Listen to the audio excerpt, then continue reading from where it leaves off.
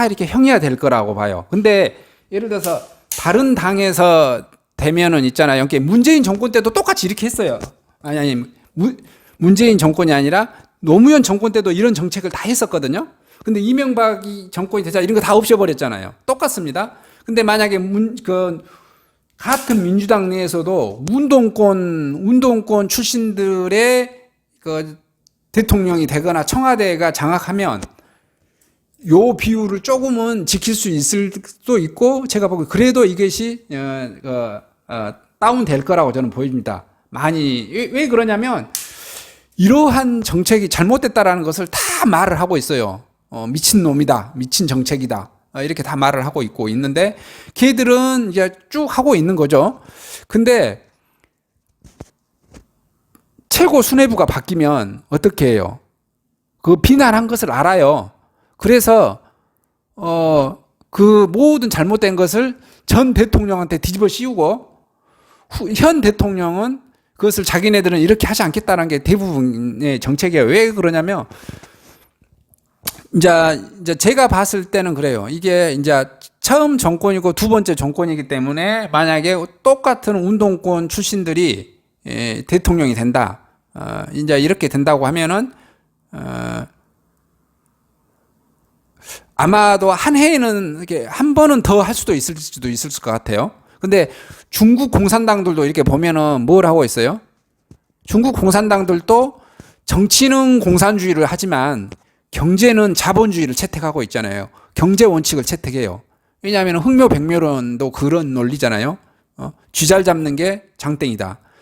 고양이가 검은정색이든 하얀색이든 그게 무슨 상관이냐. 똑같은 논리입니다. 근데 이 잘못된 비난이 지금 문재인 정권 2년만 해도 더 이렇게, 제가 봤을 때 이런 정책을 펼치면은 어떤 양극화가 더 일어나겠죠. 지방은 힘들고 몰락해 가고 서울은 아파트 가격이 더 치고 올라갑니다. 여기서 곤란한 사람들이 누구겠어요? 개인들은 내가 이 아파트를 자금 여력이 없어 팔고 내가 인사발령 때문에 경기도로 가야 된다든지 서울로 가야 된다든지 이런 사람들이 최대 피해자입니다. 최대 피해자. 제가 봤을 때 대출도 안 되고 이제 그런 문제가 발생되고 할 거니까요. 그 다음에 또 피해자는 누구겠어요? 그렇죠. 피해자는 공인중개사가 아파트를 전문으로 하는 공인중개사들이 많이 피해를 볼 거고, 이사업체, 그 다음에 회계사, 법무사, 이런 사람들도 피해 봐요. 도배업체, 이런 사람들도 엄청난 피해 볼 거고, 제가 또 봤을 때 누가 가장 또 많이 피해 보냐? 건설회사가 피해를 많이 봅니다. 만약에 지금 현재 나주혁신도시의 부영 5차 아파트가 지금 한 절반 가까이 분양됐습니다. 근데 이거 더 늦은 속도로 분양이 될 거예요. 생각해 보세요. 그래서 제가 지금 네이버 카페도 제가 누구한테 계속 사라고 하고 있어요? 실거주자. 강주에서 결혼한 신혼부부. 강주에서 아파트가 5억짜리야. 띠깔나기 좋은 아파트, 삐깔나기 좋은 아파트, 때 빼고 광내고, 이렇게 내가 살아볼 만한 아파트고, 아파트가 1000세대 이상 되고, 시설 잘 갖춰져. 그리고 신혼부부 못 사잖아. 혁신도시로 오라 이거야. 혁신도시로. 혁신도시로 오면 2억 6천이면 사. 이렇게 이제 실거주 하실 분. 실거주 하실 분 아니면 살 수가 없어. 어떻게 살 거예요? 근데 이 실거주자들은 숫자가 적어. 그러면 이게 아파트가 천천히 팔리겠지. 그럼 광주광역시도 지금 8월 이후에 분양을 하게 되면 그 분양하는 아파트들은 어떻게 돼? 어떻게 돼? 당연히 분양이 안 돼. 왜냐하면 실거주자 아니면 그 아파트를 살 수가 없다니까. 이게 기존 거 아파트 팔고 살 사람이거나 무주택자거나. 그러면 경쟁률이 어떻게 돼? 경쟁률이 급격하게 떨어지겠지. 예를 들어서 0.5대 1 이렇게 된다든지, 엄청 좋은 아파트 같다 그러면 한 먼저 3대 1, 5대 1 이렇게 될 거예요. 왜냐면 완전히 이제 실거주자들만, 실거주자나 무주택자들이 살 세상이지. 그래서 또 계약을 안 해. 층수가 낮고 뭐 하고 하면 계약을 안 친다고. 실질적으로 경쟁률은 3대 1 이렇게 됐으면 다 계약을 할 것 같은데 피가 안 붙고 하기 때문에 실거주자도 또 프리미엄 생각을 한다고. 근데 막 불안한 거야. 그래서 계약을 안 해. 그래서 미분양이 나. 미분양이 나면 어떻게 돼? 건설회사들도 분양을 딜레이 시켜. 미분양이 나니까 딜레이 하지. 올 2020년에 할 걸? 하반기에 분양할 걸? 8월 넘어가면 분양이 안 될 것 같네. 2021년으로 딜레이 시킨다든지 2022년으로 딜레이를 시켜. 그럼 공급 물량이 또 줄어. 100% 공급 물량이 줍니다. 그리고 정권이 바뀌어. 정권이 바뀌면 이런 정권들을 또 이렇게 왜냐하면 그때 또 건설회사가 힘들고 다 힘들고 하면은 어떻게 돼?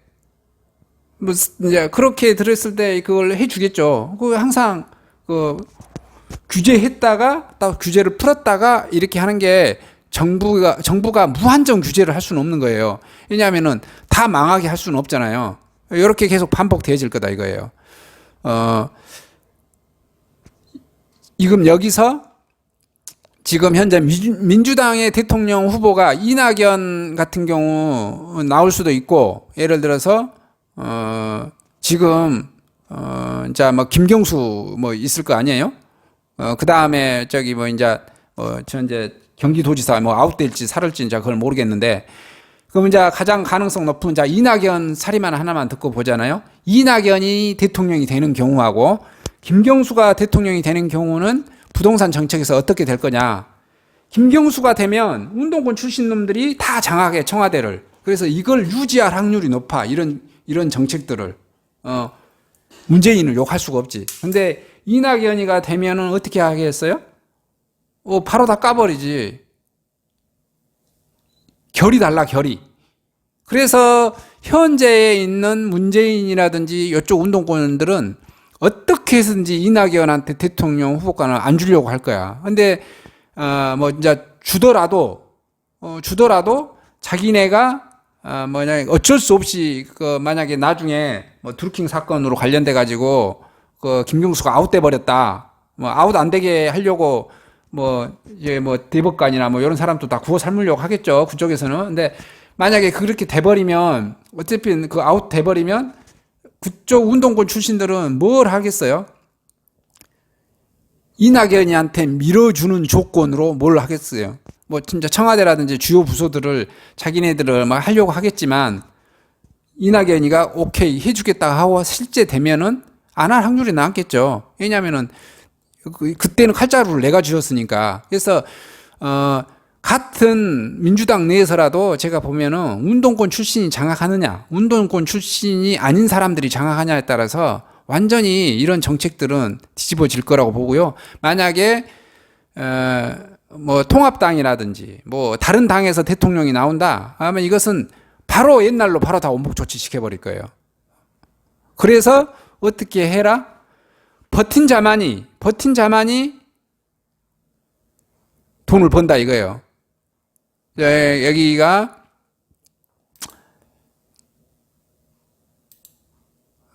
서울 사람들은 좀 버티기가 좀 힘들어요. 여기 서울 지금 이제 7월 13일 날에 또 주요 막 그 세금 폭탄인지 아닌지에서 나왔던 게 봐보니까, 여기 뭐 이렇게 지금 그쪽에서 여기 지금 7월 13일 날 여기 지금 종합부동산 인상 세금 폭탄인지 봐보니까 세금 폭탄이에요. 봐보세요. 1주택자 세부담 요렇게 126만 원에서 여기 800만 원, 900만 원 가까이 뭐 늘어난 거잖아요. 세금도 800에서 2천 늘어나고요. 다주택자 같은 경우도 봐보십시오. 2천만 원에서 이건 서울이에요. 33억이고 뭐 공시지가가 강주는 이런 아파트 없으니까 우리는 해당 안 되는 거잖아요. 여기 뭐 이렇게 4천만 원에서 1억 700만 원 이게 뭐 폭등하는 거니까 이렇다라고 지금 이제 보여지는 겁니다.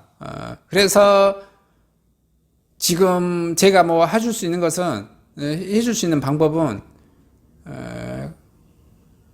아파트를 가지고 계신 분들은 손해보고 팔지 말고 그냥 버틸만 하니까, 강주는 재산세로는 이미 취득한 것은 계속 가지고 계시고, 만약에 정말 좋은 아파트가 있다 그러면 이 아파트 두 채, 세 채를 다 처분해야 돼요. 다 처분할 생각으로 새 아파트를 분양을 받으셔야 됩니다. 그러시거나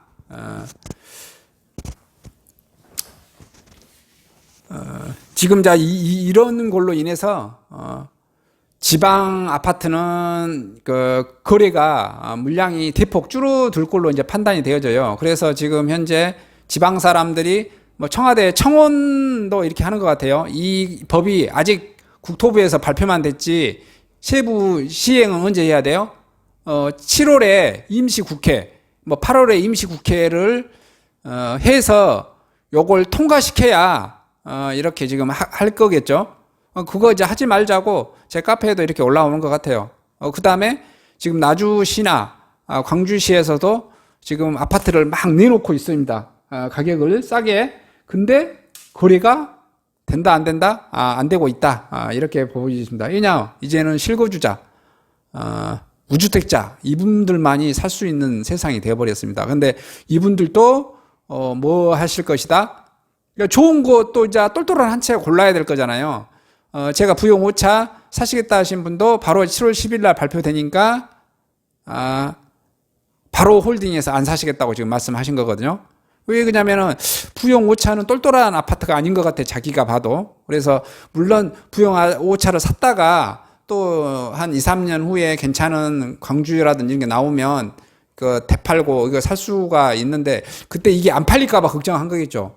이게 똑똑한 사람들은 이게 안 팔릴까 봐 걱정을 할 거예요. 되게 이제 내가 갈아타려고 하는데 이게 잘 갈아 안 타죠.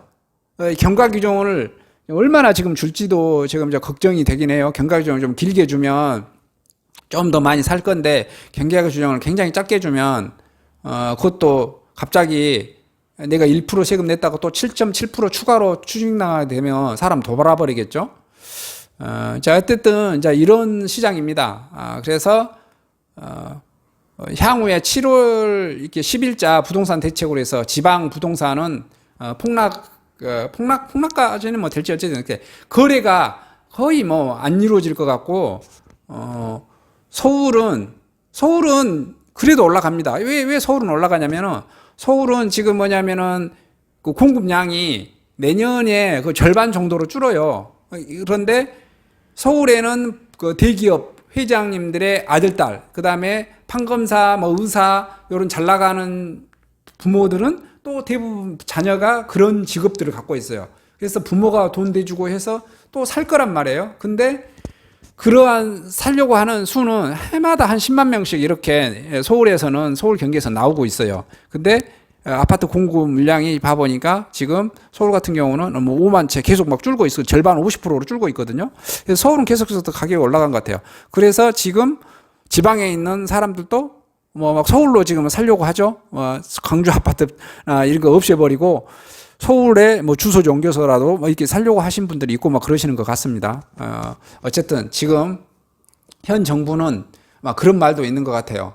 아예 그 지방하고 서울을 양극화를 확실히 시켜서 지방 사람들이 서울로 못 올라오게 만들고 좀 있는 것도 아니냐, 이런 일설의 말들이 좀 있습니다. 그래서 이렇게 한번 평가를 한번 해보고 한번 판단을 뭐 해보셔서 적응해 보시기 바랍니다. 뭐 어떻게 제가 뭐 해드릴 말이 없네요.